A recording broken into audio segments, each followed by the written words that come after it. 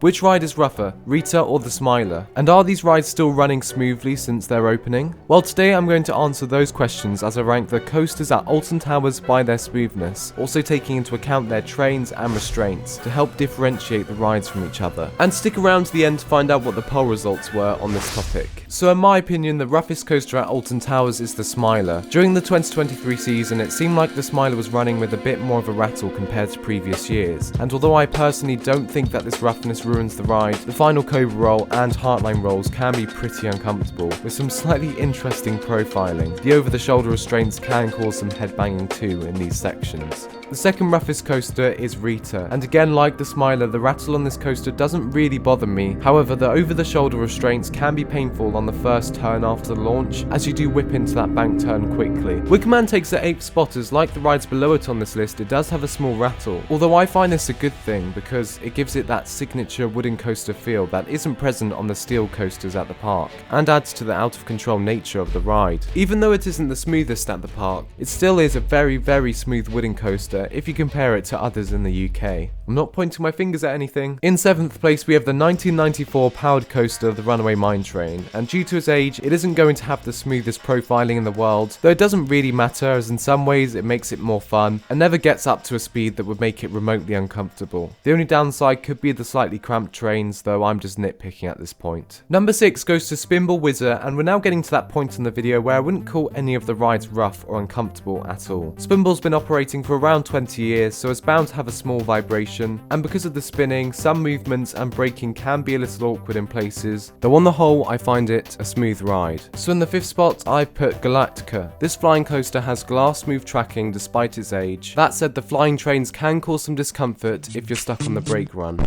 The 4th smoothest coaster at the park is Oblivion. I have no complaints with this coaster in terms of its smoothness, apart from the brake run, which can cause some mental discomfort as it just goes on for so long. Be sure to subscribe for more videos like this, but in 3rd place is Octonauts Roller Coaster Adventure, which is a perfectly smooth kids coaster. At number 2 is the newly retracked Nemesis. I'm taking a bit of a risk with this one, as at the time of recording nobody has ridden it, but with it being a new B&M roller coaster, it's likely to be a glass smooth experience, providing it has no bouncing or rattle that some newer models seem to pick up. Mandrill Mayhem. The use of the older over-the-shoulder restraints are perfect too, as they will not tighten during the layout. But with that being said, the smoothest and most comfortable coaster at Alton Towers is 13, which has nice lap bar trains and smooth tracking from start to finish. And to finish off, looking at the poll, it seems like I was right with my placement of the Smiler being rougher than Rita, although I think quite a few people would put Wickerman over Spinball and the Runaway Mine Train, as it is a really smooth wooden coaster with nice comfortable trains. But that's it for this video, and be sure to leave your rankings down below.